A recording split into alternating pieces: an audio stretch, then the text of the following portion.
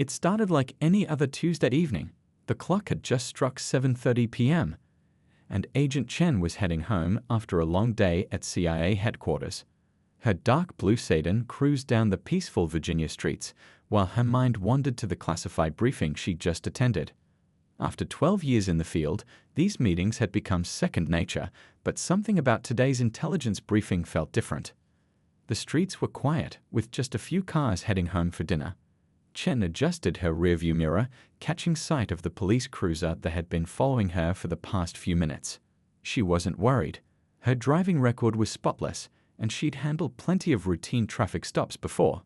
Still, something felt off about the way the patrol car kept its distance, like a predator stalking its prey. When the red and blue lights finally flashed behind her, Chen pulled over smoothly, following the protocol she'd practiced countless times. Right shoulder, hazard lights on, engine off. She kept her hands visible on the steering wheel, just like she taught younger agents to do during their training sessions. Through her side mirror, she watched the officer approach. His walk was stiff, almost aggressive, nothing like the professional stance she was used to seeing. Chen took a deep breath, reminding herself that she'd handled far trickier situations in her career. "License and registration," the officer barked, shining his flashlight directly into her eyes. There was no greeting, no explanation for the stop. Chen kept her voice steady and professional. "Good evening, officer. My federal credentials are in the glove compartment. Would you like me to get them for you?" The mention of federal credentials seemed to hit a nerve. The officer's posture changed instantly, his hand moving closer to his weapon. "Step out of the vehicle," he demanded, completely ignoring her question. Chen noticed his nameplate read Officer Reed. In her years of service, Chen had learned to read people. It was a skill that had saved her life more than once. Right now, every instinct told her something wasn't right. The officer's tension, his immediate dismissal of her credentials, the way his body camera light wasn't blinking, it all added up to something more than a simple traffic stop. "Officer, I understand the protocol, but I need to inform you that I'm a federal agent." Chen tried again, keeping her voice calm and clear. Instead of acknowledging her words, Reed grabbed his radio. "Dispatch, I'm going to need backup at my location." Within minutes, 2 more patrol cars pulled up, their lights painting the quiet street in alternating red and blue. Chen remained still, her trained mind cataloging every detail. Badge numbers, faces, timestamps, everything could be important later. "Exit the vehicle now, hands where I can see them." Reed's voice had risen to a shout. Chen complied slowly and deliberately, knowing that one wrong move could make things even worse. The asphalt was cold under her feet as she stepped out, the evening air carrying the scent of approaching rain. The next few moments played out like a scene from someone else's life. 3 officers surrounded her, their hands on their weapons, treating her like she was a threat. Chen felt the cold metal of handcuffs click around her wrists, even as she tried one more time to reason with them. "My CIA credentials are in the glove compartment," she said clearly. "You can verify my identity with one phone call." But her words fell on deaf ears. One of the officers actually laughed, a harsh, dismissive sound that echoed in the growing darkness. As they led her to the patrol car, Chen's analytical mind was already working overtime. This wasn't just about a traffic violation or even simple prejudice. There was something more here, something in the way these officers were deliberately avoiding their cameras, something in their urgency to shut down any mention of her federal status. Through the patrol car window, Chen watched as they began searching her vehicle without cause. Her years of intelligence work had taught her to recognize patterns, and right now, those patterns were pointing to something bigger than a routine traffic stop gone wrong. What these officers didn't realize was that their actions tonight would set off a chain of events that would expose something far more significant than they could imagine. As Chen sat quietly in the back seat, she began mentally preparing her report. Every word spoken, every procedure violated, every officer involved would be documented with the precision that had made her one of the CIA's top operatives. The rain finally began to fall, drops pattering against the patrol car's roof. Chen watched through the window as Officer Reed rifled through her glove compartment, finally finding her federal credentials. She saw the moment he realized his mistake, the slight stiffening of his shoulders, the quick glance he shared with his fellow officers. But instead of acknowledging the error, They huddled together, speaking in low voices that the rain couldn't quite mask. This wasn't the end of a traffic stop, Chen realized. This was just the beginning of something much bigger. And whatever these officers were trying to hide, they'd picked the wrong person to try to intimidate. Sometimes the most significant investigations start with the smallest incidents, and Chen had a feeling this would be one of those cases. The next 3 hours felt like an eternity in that holding cell. Agent Chen sat quietly, her back straight against the cold metal bench, watching the station's activities through the narrow window in the door. Her CIA training had taught her to use every moment of captivity to gather intelligence, and right now, the police station was giving her plenty to observe. Officer Reed had been on the phone for the past 20 minutes, his face growing increasingly pale as he spoke in hushed tones. Chen could read his body language. Whatever his superiors were telling him wasn't good news. The other officers who'd been at the scene kept shooting nervous glances her way, their earlier bravado replaced by obvious anxiety. She thought back to the moment they'd finally checked her credentials. The look on Reed's face when he realized she really was CIA. It wasn't just surprise or embarrassment. There was fear there, real fear. Chen had seen that look before, usually on people who suddenly realized they'd stumbled into something much bigger than they'd anticipated. Around midnight, a tall woman in a sharp suit walked into the station. Even without introducing herself, Chen knew she was FBI. It was obvious in her walk, her stance, the way other officers quickly got out of her way. The FBI agent headed straight for the chief's office, and within minutes, Chen was being released. Agent Chen, the FBI agent, introduced herself as Agent Park. "I apologize for this situation. We need to talk." Her tone was professional but carried an undercurrent of urgency that Chen immediately recognized. They ended up in a small coffee shop a few blocks from the station. It was nearly empty at this hour, just a sleepy barista and a couple of night shift workers hunched over their laptops. Perfect for a confidential conversation. "What those officers did tonight was more than just a bad traffic stop," Park said, stirring her untouched coffee. "We've been investigating that precinct for months. There's a pattern of similar incidents, but most victims were too intimidated to file formal complaints." Chen nodded, thinking about the officers' odd behavior. "They were too confident," she said, "like they were used to getting away with it. But there's more, isn't there?" Park leaned forward, her voice dropping even lower. "We think some officers in that precinct are working with a local drug trafficking ring. They use traffic stops to intercept rival dealers, steal their product, then sell it themselves. But lately, they've been getting sloppy, stopping innocent people, hoping to get lucky." The pieces started falling into place in Chen's mind. "That's why they panicked when they saw my CIA credentials. They thought I might be investigating them." "Exactly," Park confirmed. "But here's where it gets interesting. Your random traffic stop might have just given us the break we've been looking for. We've never had a victim with your level of training and observation skills. Your testimony could be crucial." Chen thought about the risks. Getting involved in an FBI investigation wasn't exactly what she'd planned for her evening, but she couldn't walk away from this. Not when she could help stop something this corrupt. "The officers' body cameras were off," Chen noted, "but I saw security cameras on that street. And my car's dashboard camera was running the whole time." Park's eyes lit up. "We'll need copies of everything. But Chen, you should know. These people have connections. If you help us, that could be backlash." Chen almost smiled at that. After years of undercover work in some of the world's most dangerous places, a few corrupt local officers didn't seem too intimidating. "I've handled worse," she said simply. Over the next hour, they laid out a plan. Chen would file a formal complaint, making it look like a standard racial profiling case. Meanwhile, Park's team would use the incident to dig deeper into the precinct's activities.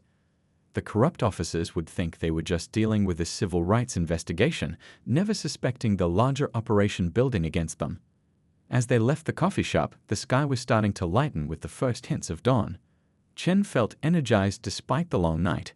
This wasn't how she'd planned to spend her week, but sometimes the most important missions find you when you least expect them. Walking to her car, Chen thought about all the people who'd been victimized by these officers, people who didn't have her resources or training to fight back. She'd joined the CIA to protect people, and while this wasn't an international terrorist ring or a foreign spy network, it was just as important. Sometimes the biggest threats to justice aren't in far-off countries, they're right in your own backyard. She called her supervisor at the CIA, briefly explaining the situation. He agreed to give her some time to assist with the FBI investigation. Just try not to start an interagency war, he joked, but they both knew this kind of cooperation was rare and valuable. As Chen finally drove home in the early morning light, she realized this traffic stop might end up being one of her most important cases. Not because of its size or international implications, but because it affected real people in her own community. Sometimes the most meaningful work happens close to home. Early morning sunlight streamed through the windows of Agent Chen's home office as she spread out her investigation materials. Her dining table had transformed into a command center covered with police reports, traffic stop records, and civilian complaints spanning the last 3 years. A fresh cup of coffee sat untouched beside her laptop as she dove deeper into the pattern of suspicious stops. "Look at this," she said, pointing to a map on her screen. Agent Park leaned in, her expression intense. They'd been working together for a week now, and the evidence was painting a disturbing picture. Every illegal stop happens within these 3 zones. They're not random at all. Park nodded slowly. Those areas match our suspected drug trafficking routes perfectly. She pulled out her own tablet, adding another layer to their growing investigation. "We've got something else. Remember those security cameras you spotted during your stop? The footage mysteriously disappeared from the police archives, but..." She smiled, sliding a USB drive across the table. The local business owners were happy to share their private security feeds. Seems like these officers have made a few enemies in the community. Chen quickly plugged in the drive, and they watched the footage together. The video clearly showed the entire traffic stop, including the officers' suspicious behavior and their attempt to hide their actions from their own cameras. But something else caught Chen's attention. "Wait, go back," she said, rewinding the footage. "There, that black SUV that passed by right before they pulled me over. I've seen it before." She pulled up more security footage from other incidents. The same SUV appeared in the background of 3 other controversial stops. "That's no coincidence," Park agreed, already typing on her phone. "I'll have my team run the plates. If we can connect that vehicle to our drug trafficking suspects." Their investigation was interrupted by Chen's encrypted phone buzzing. It was her CIA contact. "We might have another angle," she said after hanging up. "My team found some interesting international connections. Turns out this drug operation has links to a larger network we've been tracking." The next few days were a blur of activity. Chen and Park worked tirelessly, connecting dots that had been hidden in plain sight for years. They discovered that Officer Reed wasn't just making random stops. He was working from a carefully orchestrated playbook.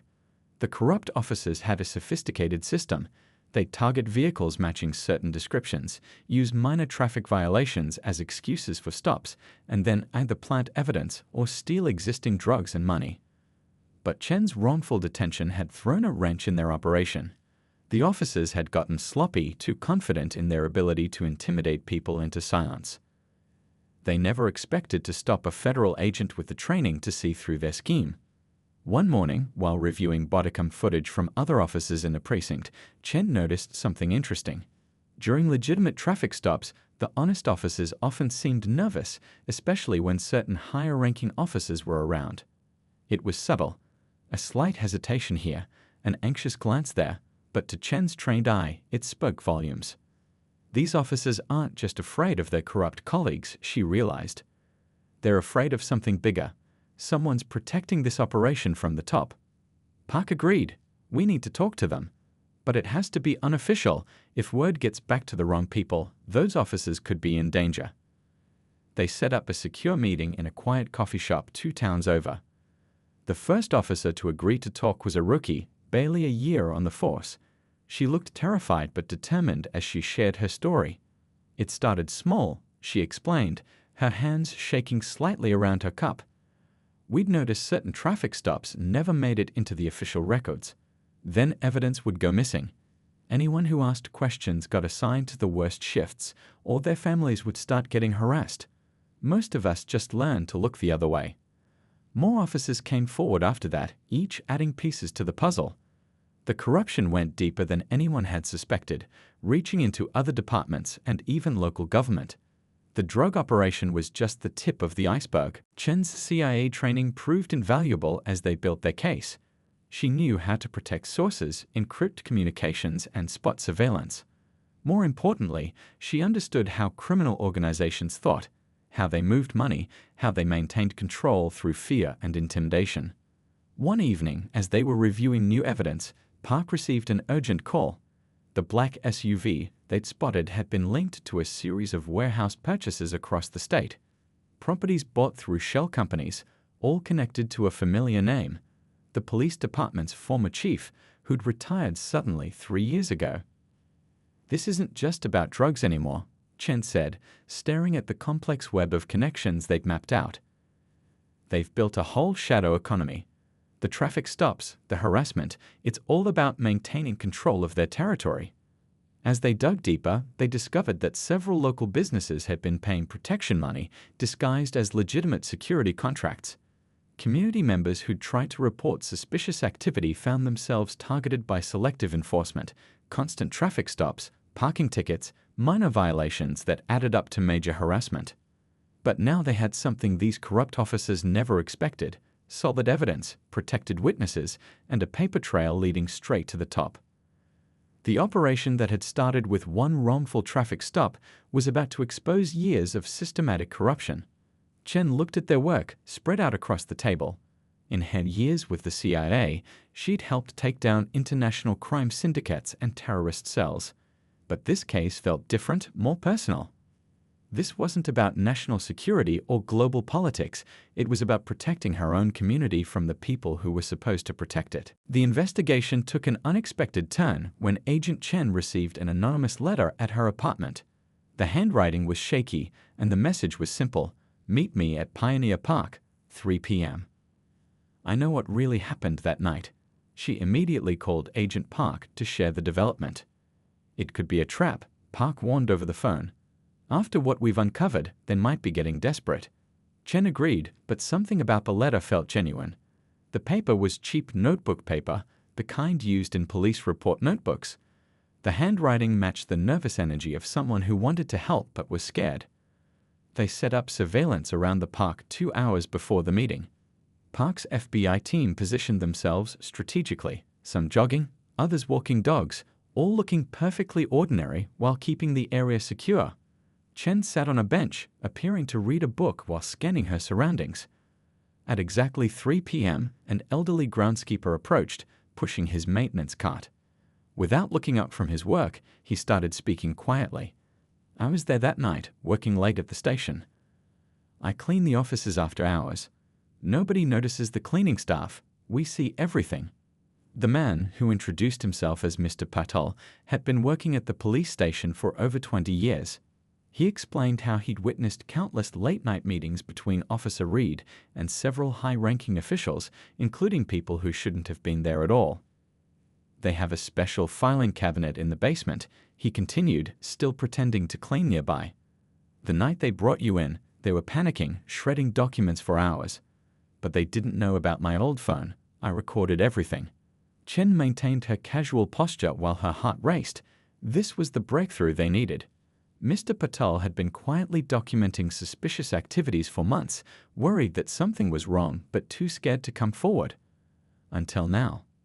That evening, Chen and Park reviewed the recordings in a secure FBI facility. The videos were shaky and dark, but the audio was clear enough. They listened to conversations about shipment schedules disguised as patrol routes, discussions about which officers could be trusted and which ones needed to be handled. "Look at this timestamp," Park pointed out. "This meeting happened just 2 hours before your traffic stop. They were planning something big that night. You interrupted their operation without even knowing it." The investigation expanded rapidly after that. They'd brought in financial experts who traced money flowing through various shell companies. Each corrupt officer had their own piece of the puzzle, but none of them had the full picture. A classic intelligence technique that Chen recognized from her CIA work. One afternoon, while reviewing surveillance footage, Chen noticed something odd. In every video of the corrupt officers' meetings, someone always stood in the same spot, just outside the camera's range. They never spoke, but others in the room kept glancing in their direction. "We're missing someone," Chen realized. Someone important enough to control everything but smart enough to stay invisible. She pulled up personnel files, looking for patterns. Who had the authority to arrange transfers, adjust patrol schedules, and influence internal investigations? The answer came from an unexpected source. A young officer who'd recently transferred to Traffic Division came forward with a story. He'd been pressured to join their operation by someone he'd never met, only spoken to through a burner phone. But he'd managed to trace the calls to a surprising location, the mayor's office. The mayor's security advisor, Park, braved, putting the pieces together. Former military intelligence, hired 3 years ago, right when all this started. They'd found their puppet master. The next phase of the investigation required absolute precision. They couldn't risk tipping their hand, not when they were this close. Chen drew on all her CIA training to help set up surveillance. They needed concrete evidence that would hold up in court. For 2 weeks, they monitored every meeting, every call, every transaction. The corrupt network was larger than anyone had imagined, but it also had weaknesses. The biggest one was their own success. They'd gotten so comfortable with their power that they'd become careless. Then came a breakthrough that changed everything. One of Park's analysts discovered that the mayor's security advisor had been using the city's emergency communication system for private messages. They'd encrypted them carefully, but they hadn't counted on facing someone with Chen's level of intelligence experience. Working through the night, Chen cracked their code. What she found was staggering. Detailed records of every illegal operation, every bribed official, every threatened witness. The advisor had kept everything, probably as insurance against his own allies. "This is how they controlled everything," Chen explained to Park. "They had dirt on everyone involved. If anyone tried to back out or talk, they'd lose everything. It's a perfect control system. But perfect systems have one fatal flaw. They depend on everyone staying scared and staying quiet." Now, with Mr. Patel's recordings, the financial records, and the decoded messages, they had enough to break that silence. Chen looked at the evidence they'd gathered, spread across multiple secure rooms. What had started as a simple traffic stop had uncovered a criminal empire hiding in plain sight. More importantly, it had revealed something else: the courage of ordinary people like Mr. Patel, who'd risked everything to do what was right. As they prepared to move forward with arrests, Chen couldn't help but think about how this case would change things. It wasn't just about taking down corrupt officers anymore. It was about giving people back their faith in justice, showing them that sometimes the system could work, especially when good people refused to look the other way. The morning of the raid started quietly. Agent Chen sat in the FBI's mobile command center, watching multiple screens showing surveillance feeds from around the city. Dozens of agents and officers from trusted departments were in position, waiting for the signal. Everything they'd worked for came down to the next few hours. "All teams check in." Agent Park's voice crackled over the radio. One by one, the responses came in. They had eyes on every target: the corrupt officers, the mayor's security advisor, the warehouse locations. Months of investigation had led to this moment. But something didn't feel right. Chen had developed a sixth sense during her years with the CIA, an instinct for when things were about to go wrong. She watched the security advisor's car pull into his usual parking spot at City Hall. Everything looked normal, too normal. "Wait," Chen said suddenly, leaning closer to one of the screens. "Where's his security detail?"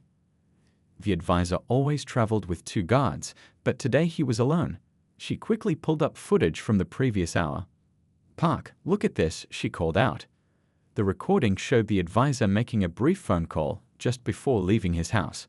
Within minutes, several known associates had started moving, but not in their usual patterns. "They know," Chen realized. Someone tipped them off. Park immediately grabbed her radio, but before she could speak, reports started flooding in. "Target 3 is mobile, heading east. Multiple vehicles leaving the warehouse district. Sir, the evidence locker at the station just reported a break-in." They were watching their carefully planned operation unravel. The corrupt network was executing an emergency protocol, destroying evidence and scattering to predetermined safe locations. But they had underestimated one thing: Chen's ability to think like they did. "The school bus yard," she said suddenly, pulling up a map. "Look at these routes. Every escape path they're taking passes within 2 blocks of the old bus yard. That's not a coincidence. They're using it as a staging area." Park's team quickly confirmed it. The abandoned bus yard, officially slated for demolition, had been purchased through one of the shell companies they'd uncovered. It was perfect, multiple exits, good visibility, and completely overlooked in their investigation. "All units, converge on the bus yard," Park ordered. "But maintain distance. Let them think they're safe." Chen watched as their team smoothly changed positions, creating an invisible net around the area. Inside the command center, they tracked the targets through traffic cameras and surveillance feeds. One by one, vehicles started arriving at the bus yard. First the security advisor, then Officer Reed, followed by other key players in their investigation. "They're all there," Park said quietly. The entire operation in one place. It was a rare opportunity, but also incredibly dangerous. Cornered criminals were unpredictable, and these ones had both training and resources. Chen noticed movement on one of the screens. Mr. Patel's familiar figure was walking past the bus yard, pushing his maintenance cart. Her heart stopped. He wasn't supposed to be anywhere near this operation. But then she saw his real purpose. As he walked, he was carefully dropping small objects every few feet. "Those are signal boosters," Chen realized. "He's making sure we don't lose surveillance coverage." The old custodian was risking his life one more time to help them. The next hour was tense. Through their enhanced surveillance, they watched the corrupt officers argue inside the main building. The security advisor was trying to maintain control, but panic was setting in. They could see Officer Reed pacing, gesturing angrily. Others were frantically working on laptops, probably trying to transfer or destroy digital evidence. "They're turning on each other," Chen observed. It was a pattern she'd seen before. When a corrupt system starts to collapse, trust is the first thing to go. She could read their body language even through the grainy footage. The alliance that had seemed so solid was fracturing under pressure. Then something unexpected happened. One of the younger officers, someone they'd identified as a reluctant participant in the corruption, stepped away from the group. He pulled out his phone, hands shaking, and dialed a number. "This is Officer Taylor." His voice came through clear on their intercepted phone line. "I want to turn myself in. I'll tell you everything, but you have to move now. They're planning something big." That was all they needed. Park gave the signal, and teams moved in from every direction. But even as they approached, Chen spotted new movement on the screens. The security advisor was heading for a side door, carrying a laptop. "He's going to destroy the evidence," Chen said, already moving. "I'm going after him." Park started to protest, but Chen was already running, her CIA training taking over. She knew what was on that laptop, the complete record of their operation, enough to take down not just this group, but their entire network across multiple states. The next few minutes were chaos. The FBI teams breached the main building, securing the corrupt officers. But Chen was focused on one target, chasing the security advisor through the maze of abandoned buses.